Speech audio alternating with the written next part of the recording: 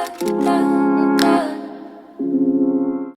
and welcome back to my channel. If you're new here, my name is Carly Inez. It is so nice to meet you. Thank you for stopping by. And don't forget to like and subscribe so you don't miss out on any Coast Guard wife videos, any baby videos, or any PCSing videos. Got a lot going on right now. It's gonna be a bit of a talk. I am drinking coffee while pregnant. I know that's very controversial. Some people say it's a big no-no. Some people say it's okay. Based on everything I have read and been told, 200 milligrams of caffeine max a day. I'm not a doctor, so drink caffeine at your own risk. Talk to your doctor, you know? But I have switched over to decaf coffee. I never drank coffee or the caffeine in the first place. I just drank it because it's warm and it's a comfort drink and I love the taste of it. It has never done anything for me for caffeine. Same thing with pop. The only time caffeine has ever done just the slightest bit of something for me is in pre-workout that I take before I go to the gym. And thank goodness it does do a little bit of something for me because it is so hard going to the gym without pre-workout. I have been struggling since I've gotten pregnant not taking pre-workout. I switched to decaf because I still like to drink pop every now and then and I don't want to worry about ever going over. And not that I drink enough pop to ever go over the 200 milligrams. I would just rather be safe than sorry, not have to worry about it, not have to stress about it.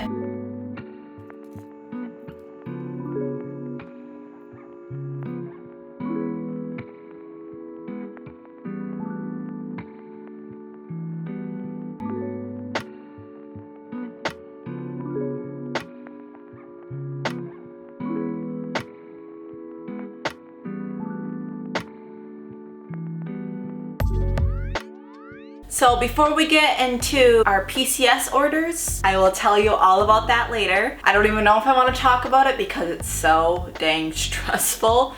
I was literally crying yesterday because I was so stressed out. But it's exciting too. I'm very excited. I'm very excited for it to be done and over with. But we will get into that later. First, we are going to talk about I'm pregnant.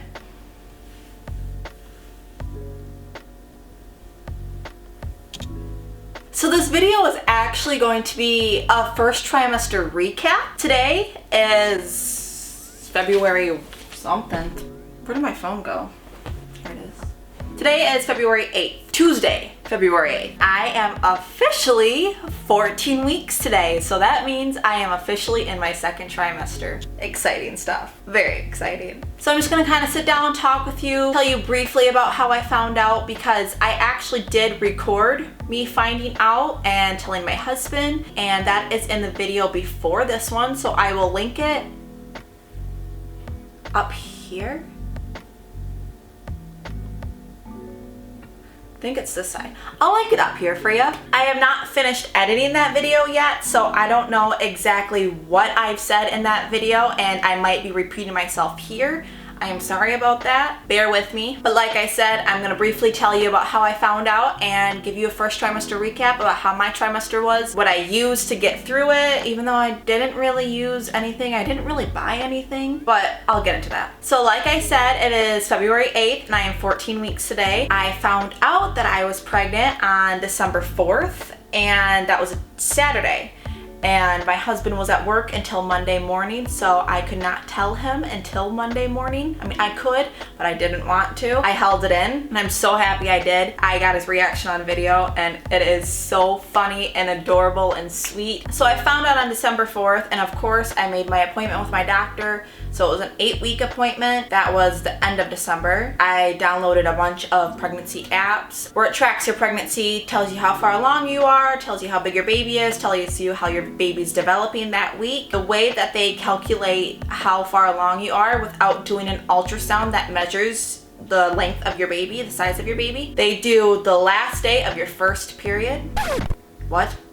The first day of your last period, which mine was November 2nd. So of course we were over the moon happy with finding out that I'm pregnant, and I really wasn't feeling any symptoms except I was feeling what I thought was menstrual cramps because I thought my period was about to begin. But it turns out that they weren't menstrual cramps, obviously. Typically, if you feel cramping like that, I'm not a doctor. It's your uterus expanding, getting ready for the baby to grow, is what I've read. My first doctor's appointment was when I turned 8 weeks. And then a week later, when I was 8 weeks and 6 days, I went for my first ultrasound where they measured the baby and they put me at 8 weeks and 5 days. So it was pretty dang accurate. So we had just stuck with what was calculated with the first day of my last period, which put me at 8 weeks, 6 days. And when we saw baby was just like the text said, a little gummy bear. But I believe it was about between 6 to 7 weeks is when I started to feel a little bit of nausea. And that lasted for about a week. And then all of a sudden, it just hit me where I was nauseous the second that I woke up. I would come downstairs and just feel sick. So I would lay on the couch, and I basically laid on the couch all day. It felt like a terrible, terrible, terrible, terrible hangover. You're just completely disheveled for the day. And it was like that 24/7. They always tell you to eat right away. Eat saltine crackers before you even get out of bed. I couldn't stomach even eating saltine crackers, but I knew I had to do it. I'd eat either a banana or an orange or a piece of toast with butter because those were the very few things that I was able to stomach. Hours later, it eventually started to help. So that lasted for a couple weeks. Every once in a while, I'll get it for a few hours or a day. Nothing crazy. That's gone away. Oh my gosh, I didn't even mention cravings in my first trimester video. I have not craved anything super weird, super out of the ordinary. Randomly one night at 11 p.m., I was craving deviled eggs. And then for a while, I was craving omelets, which is super, super weird because I don't like eggs. Way back during the beginning of my pregnancy when I was feeling completely nauseous, like week 6, 7, I was craving ramen noodles. And I wouldn't say craving it. It was just the only thing that sounded good to me, the only thing that I could actually keep down. I also was craving sushi for a while. My strongest and longest and biggest craving that I've had this pregnancy, I'm still on this kick. Watermelon with tahini. It is the best way to eat watermelon, and it is all I have been eating for the last however many weeks during this pregnancy.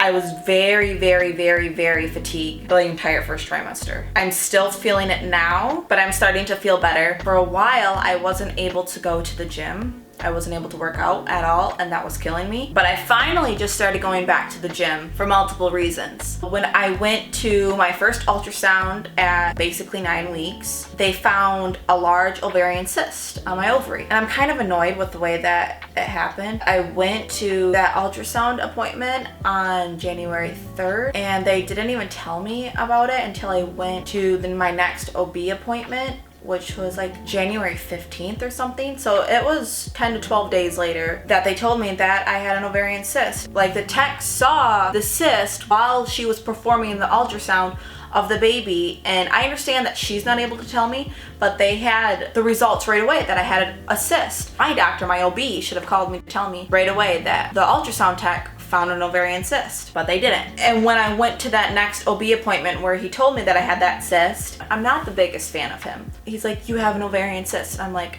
"Oh, okay."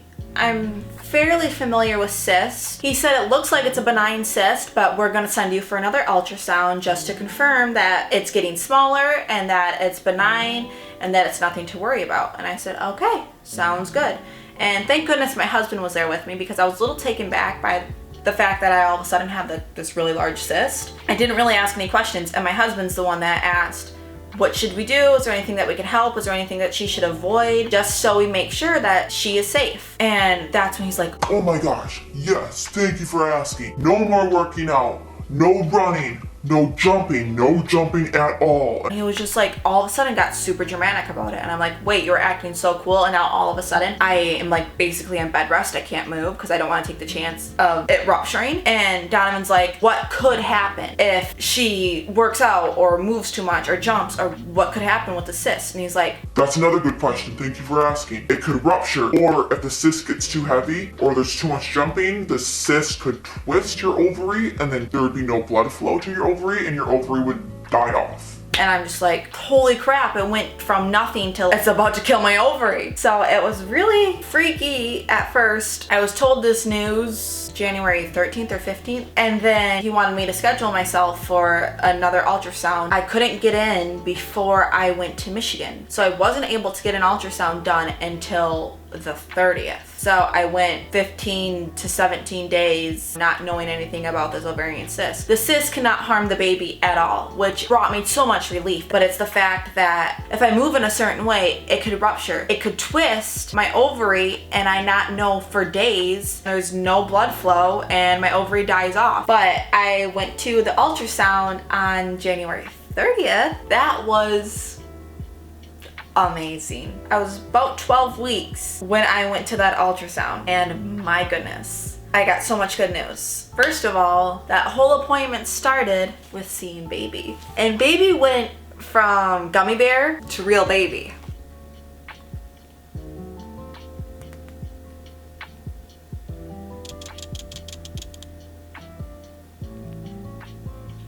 Like all of a sudden, he or she actually looks like a real baby. It's not a gummy bear anymore. Baby was so active. I saw him or her kicking its legs, moving its arms, and baby had his or her hands completely spread out, and I saw the fingers. It was just so cute to see that my baby is moving around so much inside of me, even though I can't feel it yet. It was the most magical experience ever, and I know it's just only going to get better from here. Based on the tests that they can perform during the ultrasound to see if baby has any signs of autism, according to the tech, how you test is measuring the skin on the back of the baby's neck. Both the tech and the doctor said, based on what they can tell with the ultrasound, baby shows no signs of autism, which is good news. But that will be confirmed with a blood test that I did have done. I had my blood drawn to have, it's either 7 or 9 genetic tests ran to see if baby has any sort of disease or disorder, just to make sure that baby is as healthy as can be. Also, another reason why I can't wait to get those results back, I keep checking my phone because they're going to post the results on the patient portal page, and the doctor should be calling me too. I get to find out the gender. My dream, of course, is to have a great big gender reveal party. Unfortunately, I will not be going back home to have a gender reveal party. We are planning on it, but with our PCS coming, finding out that we're leaving very, very soon, it's just too hectic and too inconvenient to drive all the way back to Michigan just for a gender reveal party. So Donovan and I will be finding out the gender alone together, and then we will put together something simple, small, to record a cute video, take some cute pictures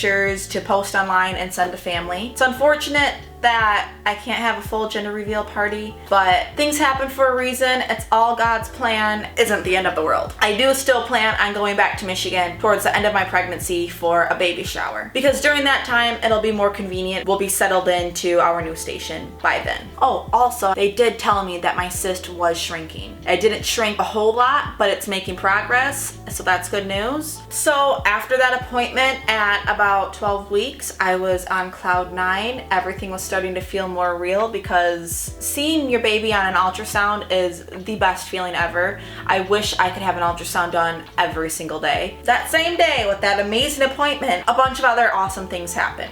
I got a few things for baby that day. I had been looking for a certain item on Facebook Marketplace. I found a good deal for this item and we went and picked it up because it was pretty close to my doctor's appointment. And then we got news that the Coast Guard has a crib for us. I'm like, what? They have a crib for us? It turns out that because they found out that Donovan was expecting a baby, because he had to update his dependent information with the admin building, they got the news and they donated a crib to us, which is absolutely incredible. I am so grateful for that. I will show you it really quick. It's not put together, but I will put in a picture eventually of the crib put together on the website. To my understanding, we received it from the Coast Guard Enlisted Association. Don't quote me on this. I actually should be looking this up before I even say anything. From what I've been told and how I'm understanding it, this department within the Coast Guard, they will purchase things that are needed by Coast Guard members. So the CGEA found out that there's a few members on this base that are expecting kids. From what I understand, they typically purchase things for the lower ranked, lower income members. So my husband, right now, he's an E3, still a non-right, about to leave for A school soon. The lowest rank you can be, the lowest income you can really have. They thought that they would help out by donating this crib to us, which I think is so generous, so incredible, such a great thing for the Coast Guard to do. They don't have to do that. It's just incredibly kind of them.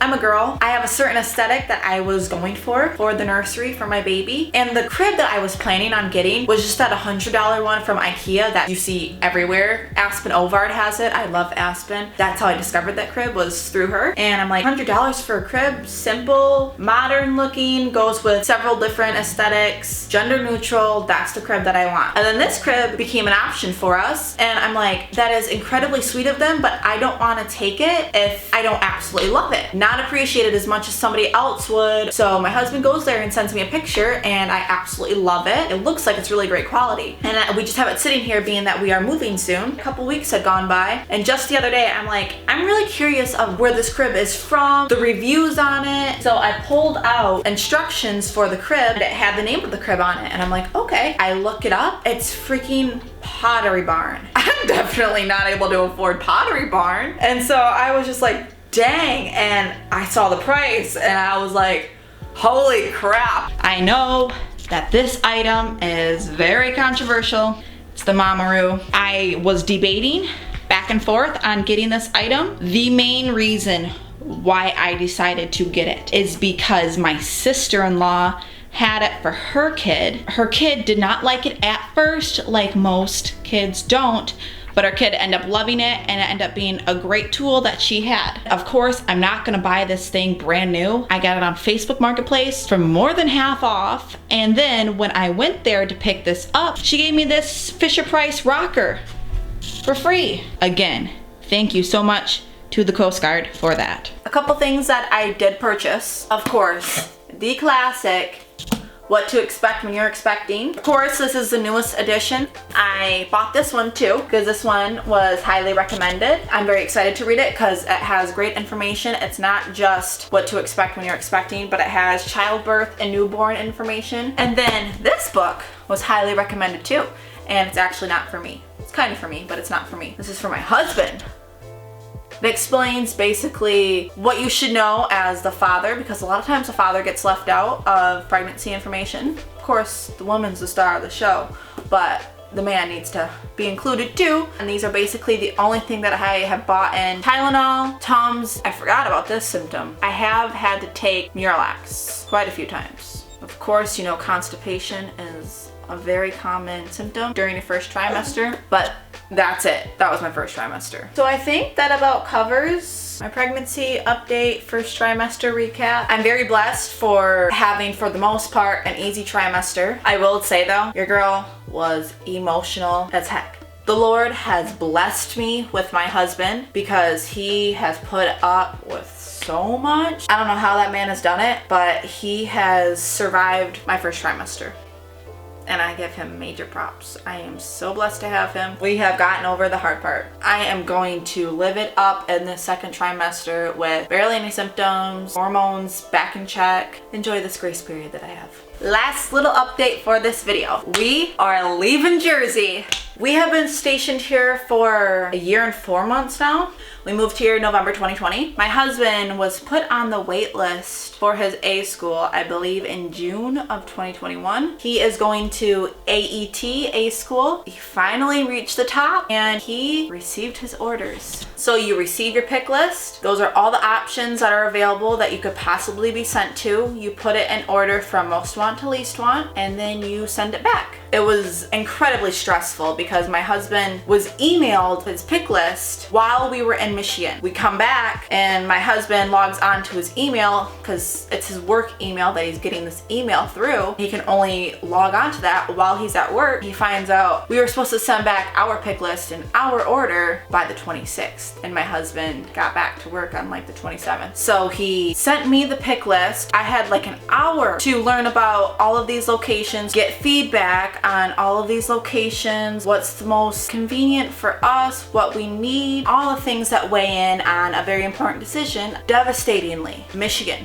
was not on the pick list. The location that we received officially for our orders was my second pick, Elizabeth City, North Carolina. There's so many reasons why I wanted that location. Elizabeth City is like exactly what I was looking for. It reminds me a lot of my hometown in Michigan, and I didn't even know this until after I put my pick list in order, sent it back to Donovan, and he sent it off to people for A school. The AETA school is in Elizabeth City. That has helped me out tremendously. I am going to be giving birth while my husband is in A school, which is heartbreaking. You know, the fact that I most likely was not going to be able to have him in the room, that I was going to be living in Michigan back home with my family for the 3 months while my husband was at A school, because I didn't want to be living alone for 3 months and say we did get clear water while my husband's in Elizabeth City for 3 months. When I found out we're getting stationed in the town that my husband is going to A school, that could not be more perfect. The fact that he will be able to be at the birth,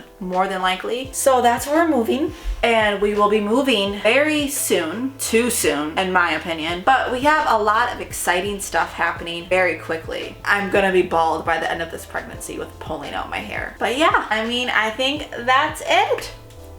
You wanna see baby one more time? Oh my gosh.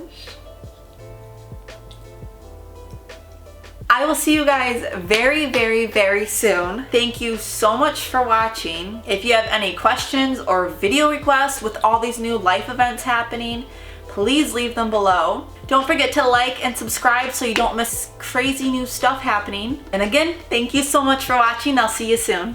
Bye. You and I making fire, I can take ya. I can